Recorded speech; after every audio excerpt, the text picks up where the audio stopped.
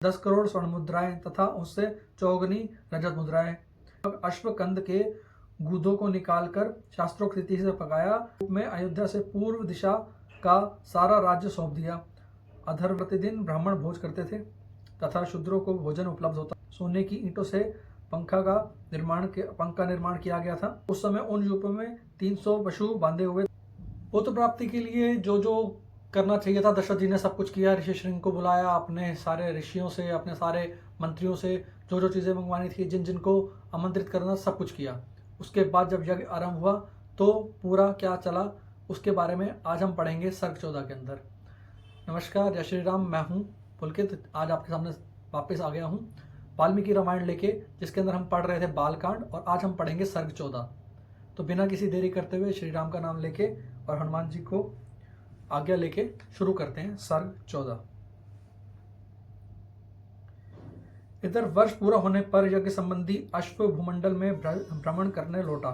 फिर सरयू नदी के उत्तर तट पर राजा का यज्ञ आरंभ हुआ। महामनस्वी राजा दशरथ के उस अश्वमेघ नामक महायज्ञ में ऋषि श्रृंग को आगे करके श्रेष्ठ ब्राह्मण यज्ञ संबंधी कर्म करने लगे। यज्ञ करने वाले सभी ब्राह्मण वेदों के पारंगत विद्वान थे, अतः वे न्याय अथा विधि के अनुसार सब कर्मों को उचित रीति से संपादन करते हैं और शास्त्र के अनुसार किसी क्रम से किसी समय कौन सी क्रिया करनी चाहिए इसका स्मरण रखते हुए प्रत्येक कर्म में प्रवृत्त होते हैं। उपसद नामक इष्ट विशेष का भी शास्त्र के अनुसार ही अनुष्ठान किया। तत्पश्चात शास्त्रीय उपदेश से अधिक जो अतिदेश प्रताप प्राप्त कर्म है उस सबका भी विधिवत संपादन किया। तदंतर ततत कर्मों के अंगभूत देवताओं का पूजन करके हर्ष में भरे हुए उन सभी मुनिवरों ने विधि पूर्वक प्रातः संवर्धन किया। इंद्र देवता को विधि पूर्वक हविष्य का भाग अर्पित किया गया।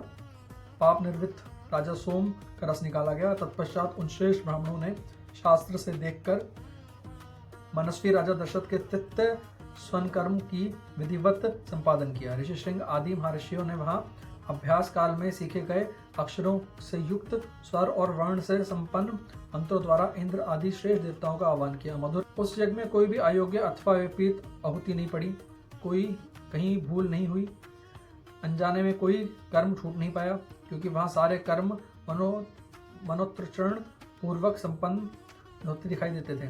महर्षियों ने सब कर्म क्षेमयुक्त एवं निर्विघ्न परिपूर्ण किए। यज्ञ के दिनों कोई भी ऋत्विज थका मांदा या भूखा प्यासा नहीं दिखाई देता था।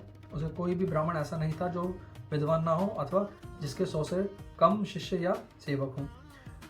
उस यज्ञ में प्रतिदिन ब्राह्मण भोज करते थे तथा शूद्रों को भोजन उपलब्ध होता था। तापस और श्रमण भी भोजन करते थे। बूढ़े, रोगी, स्त्री तथा बच्चे भी यथेष्ट भोजन प्राप्त करते थे। भोजन इतना स्वादिष्ट होता था कि निरंतर खाते रहने पर भी किसी का भी मन नहीं भरता था। अन्न दो, नाना प्रकार के वस्त्र दो, अधिकारियों की ऐसी आज्ञा पाकर कार्यकर्ता लोग बारंबार वैसा ही करते थे। वहाँ प्रतिदिन विधिवत पके हुए अन्न के बहुत से पर्वतों जैसे ढेर दिखाई देते थे। महामनस्वी राजा दशरथ के उस यज्ञ में नाना देशों के आए हुए स्त्री पुरुष अन्न पान द्वारा भली भांति तृप्त किए गए थे। श्रेष्ठ ब्राह्मण भोजन विधिवत बनाया गया था, बहुत स्वादिष्ट था, ऐसा कहकर अन्न की प्रशंसा करते थे। भोजन करके उठे हुए लोगों से मुख से राजा सदा ही सुनते थे कि हम लोग खूब तृप्त हुए, आपका कल्याण हो। वस्त्र आभूषण से अलंकृत हुए पुरुष ब्राह्मणों को भोजन परोसते थे और उन लोगों की जो दूसरे लोग सहायता करते थे उन्हें वे विशुद्ध मणिमय कुंडल धारण कर रखे थे। एक सवन समाप्त करने दूसरे सवन के आरंभ होने से पूर्व जो अवकाश मिलता था उसमें उत्तम वक्ता और धीर ब्राह्मण एक दूसरे की जीतने की इच्छा से बहुतेरे युक्तिवाद उपस्थित करते हुए शास्त्रार्थ करते थे। उस यज्ञ में नियुक्त हुए कर्म कुशल ब्राह्मण प्रतिदिन शास्त्र के अनुसार वहां कार्यों का संपादन करते थे। राजा के उस यज्ञ में कोई भी सदस्य ऐसा नहीं था जो व्याकरण आदि 6 अंगों का ज्ञाता ना हो, जिसके ब्रह्मचार्य वक्ता पालन ना किया हो तथा जो बहुत शुद्ध ना हो। वहाँ कोई ऐसा द्विज नहीं था जो वाद विवाद में कुशल ना हो। जब यूप खड़ा करने का समय आया तब बेल की लकड़ी 6 यूप गाड़े गए, उतने ही खैर के यूप खाड़े गए तथा पलाश के भी उतने ही यूप थे जो बिल्व निर्मित यूपों का साथ खड़े किए गए थे। बहेड़ के वृक्ष का एक यूप अश्वमेघ यज्ञ के लिए विहित था। देवदारू के बने हुए यूप की भी विधान है, परंतु उसकी संख्या एक ना एक है न 6। देवदारू के 2 ही यूप विहित हैं। दोनों बाहें फैला देने पर जितनी दूर होते हैं उतनी ही दूरी पर दोनों स्थापित किए गए। यज्ञ कुशल शास्त्रज्ञ ब्राह्मणों की इन सभी यूपों के निर्माण कराया था। इस यज्ञ की शोभा बढ़ाने के लिए उन सभी सोना जड़ा गया था। पूर्वोक्त 21 यूप 21 अरिंत 504 अंगुल ऊंचे बनाए गए थे और उन सबको पृथक पृथक कपड़ों से अलंकृत किया गया था। कारीगरों द्वारा अच्छी तरह बनाए गए वे सभी सुदृढ़ यूप विधि पूर्वक स्थापित किए गए थे। वे सबके सब 8 कोणों से शोभित थे। उनकी आकृति सुंदर एवं चिकनी थी। उन्हें वस्त्रों से ढक किया गया था और पुष्प चंदन से उनकी पूजा की गई थी। जैसे आकाश में तेजस्वी सप्तऋषियों की शोभा होती है, उसी प्रकार यज्ञ मंडप में वे दीप्तमान यूप सुशोभित होते थे। सूत्र ग्रंथों में बताए अनुसार ठीक माप से ईंट तैयार कराई गई थी। उन ईंटों द्वारा यज्ञ संबंधी शिल्पी कर्म में कुशल ब्राह्मणों ने अग्नि का चयन किया था। राज सिंह महाराज दशरथ यज्ञ में चयन द्वारा संपादित अग्नि की कर्मकांड कुशल ब्राह्मणों द्वारा शास्त्र विधि के अनुसार स्थापना की गई।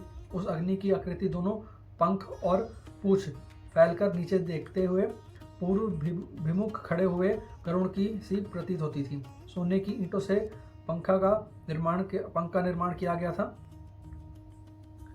उस गरुड़ के पंख सुवर्णमयी दिखाई देते थे। प्रकृति अवस्थाओं में चित्र अग्नि के 6 प्रस्तार होते हैं, किंतु अश्वमेघ यज्ञ में उसकी प्रस्तार 3 गुनी हो जाती है। इसलिए गरुड़कृति अग्नि 18 प्रस्तारों से युक्त थी। वहाँ पूर्वोक्त यूपों में शास्त्र विहित पशु, सर्प और पक्षी विभिन्न देवताओं के उद्देश्य से बांधे गए थे। शमिक कर्म में यज्ञ अश्व तथा कुर्म आदि जलचर जंतु जो वहां लाए गए थे, ऋषियों ने उन सबको शास्त्र विधि के अनुसार पूर्वोक्त यूपों में बांधा गया था। उस समय उन यूपों में 300 पशु बांधे हुए तथा राजा दशरथ का वह उत्तम अश्वरत्न भी वहीं बांधा गया था। रानी कौशल्या ने वहां प्रोक्षण आदि के द्वारा उस ओर से एक अश्व का संस्कार करके बड़ी प्रसन्नता के साथ 3 तलवारों से उसका स्पर्श किया। तदंतर कौशल्या देवी ने सुस्थिति चित्र से धर्म पालन की इच्छा रखकर उस अश्व के निकट एक रात निवास किया। महिषी कौशल्या वैश्य जाति की स्त्री, वावाता शूद्र जाति की स्त्री प्रवृत्ति उन सबके हाथों से अश्व का स्पर्श कराया। परम चतुर जितेंद्रिय ऋत्विजों ने विधि पूर्वक अश्वकंद के गूदों को निकालकर शास्त्रोक्त रीति से पकाया। तत्पश्चात उस गूदे की आहुति दी गई। राजा दशरथ अपने पाप को दूर करने के लिए ठीक समय पर आकर विधि पूर्वक उसके धुएं की गंध को सूंघा। उस अश्वमेघ यज्ञ में अंगभूत जो अग्नि पदार्थ थे, उन सबको लेकर समस्त 16 ऋत्विजों ब्राह्मणों अग्नि में विधिवत आहुति देने लगे। अश्वमेघ के अतिरिक्त अन्य यज्ञों में जो हवि दी जाती है वह पाकर की शाखाओं में रखकर ही जाती है, परंतु अश्वमेघ यज्ञ हविष बैंत की चटाई से रखकर देना नियम है। कल्पसूत्र और ब्राह्मण ग्रंथों के द्वारा अश्वमेघ के 3 सवनीय दिन बताए गए हैं। इनमें से प्रथम दिन जो सवन होता है उसे चतुष्टोम अग्निष्टोम कहा जाता है। द्वितीय दिवस साध्य सवन को उक्थय नाम दिया गया है। तीसरे दिन जिसे स्वन अनुष्ठान होता है उसे अतिरात कहते हैं। उसने शास्त्रीय दृष्टि से विविध बहुत से दूसरे क्रतु भी संपन्न किए गए। जो ज्योतिष्टोम आयुष्टोम यज्ञ 2 बार, अतिरात्र यज्ञ 5वां अभिजीत, 6ठा विश्वजीत तथा 7वां 8वें अप्तोयर्म, ये सब के सब महाकृत माने गए हैं जो अश्वमेघ के उत्तर काल में संपादित हुए। अपने कुल की वृद्धि करने वाले राजा दशरथ यज्ञ पूर्ण होने पर दक्षिण रूप में अयोध्या से पूर्व दिशा का सारा राज्य सौंप दिया। अधर्वयुग को पश्चिमी दिशा तथा ब्राह्मणों को दक्षिण दिशा का राज्य दे दिया। अंगदाताओं को उत्तर दिशा की सारी भूमि दे दी। पूर्व काल में भगवान ब्रह्मा जी ने जिसका अनुष्ठान किया था उस अश्वमेघ नामक महायज्ञ में ऐसे ही दक्षिण का विधान दिया गया है। इस प्रकार विधि पूर्वक यज्ञ समाप्त करके अपने कुल की वृद्धि करने वाले पुरुष शिरोमणि राजा दशरथ ऋत्विजों की सारी पृथ्वी दान कर दी। जो दान देखकर इक्ष्वाकु कुल नंदन श्रीमान महाराजा दशरथ हर्ष की सीमा न रही, परंतु समस्त ऋतु उन निष्पाप नरेश इस प्रकार बोले, महाराज अकेले आप ही इस संपूर्ण पृथ्वी रक्षा करने में समर्थ हैं। हमें इसकी पालन की रक्षा नहीं है, अतः भूमि से हमारा कोई प्रयोजन नहीं है। भूमिपाल, हम तो सदा वेदों के स्वाध्याय में ही लगे रहते हैं, अतः आप हमें यहाँ इस भूमि का कुछ मूल्य ही दे दें। निर्विशेष मणि, रत्न, स्वर्ण, गो अथवा जो भी वस्तु यहाँ उपस्थित हो वही हमें दक्षिणा रूप से दे दी जाए। इस धरती से कोई भी प्रयोजन नहीं है। वेदों के परागामी विद्वान ब्राह्मणों से ऐसा कहना राजा ने उन्हें 10 लाख गोएं प्रदान की, 10 करोड़ स्वर्ण मुद्राएं तथा उससे 4 रजत मुद्राएं। तब तक समस्त ऋत्विजों ने एक साथ होकर वह सारा धन मुनिवर ऋषि तथा बुद्धिमान ऋषि सौंप दिया। तब उन दोनों महर्षियों के सहयोग से उन धन का न्यायपूर्ण बंटवारा करके वह सभी श्रेष्ठ ब्राह्मण मन ही मन प्रसन्न हुए और बोले, महाराज, इस दक्षिणा से हम लोग बहुत संतुष्ट हैं। इसके बाद एकाग्रचित्त होकर राजा दशरथ अभ्यागत ब्राह्मणों का 1 करोड़ जान बुंद स्वर्ण मुद्रा की मुद्राएं बांटी। तत्पश्चात इस सभी ब्राह्मण विधिवत संतुष्ट हो गया। उस समय वह उन पर स्नेह रखने वाले नरेश ने उन सबको प्रणाम किया। प्रणाम करते समय उनकी सारी इंद्रिय हर्ष से विहल हो गई। पृथ्वी पर पड़े हुए उन उदार नवीर को ब्राह्मणों ने नाना प्रकार के आशीर्वाद दिए। तदंतर उस परम उत्तम यज्ञ का पूर्ण फल पाकर राजा दशरथ मन में बहुत प्रसन्न हुए। वह यज्ञ उनके सब पापों को नाश करने वाला और उन्हें स्वर्ग लोक में पहुंचाने वाला था। साधारण राजाओं के लिए उस यज्ञ को किसी आदि से अनंत तक पूर्ण कर लेना बहुत ही कठिन था। यज्ञ समाप्त होने पर राजा दशरथ ने ऋषि सिंह से कहा, उत्तम व्रत का पालन करने वाले मुनिवर, अब जो कर्म मेरी कुल परंपराओं को बढ़ाने वाला है उसका संपादन करके करना चाहिए। तब द्विजश्रेष्ठ ऋषि सिंह तथास्तु कहकर राजा से बोले, राजन, आपके 4 पुत्र होंगे जो इस कुल में भार को वहन करने में समर्थ होंगे। उनका यह मधुर वचन सुनकर मन और इंद्रियों को संयम में रखने वाले महाराज दशरथ उन्हें प्रणाम करके बड़े हर्ष से प्राप्त हुए तथा उन्होंने ऋषि सिंह को पुनः पुत्र प्राप्ति करने वाले कर्म का अनुष्ठान करने के लिए प्रेरित किया। यहाँ होता है सर्ग 14 पूरा, जिसके अंदर अश्वमेध यज्ञ पूरा हुआ और क्या क्या उन्होंने दान दिया दशरथ जी ने, उसके बारे में बताया गया है।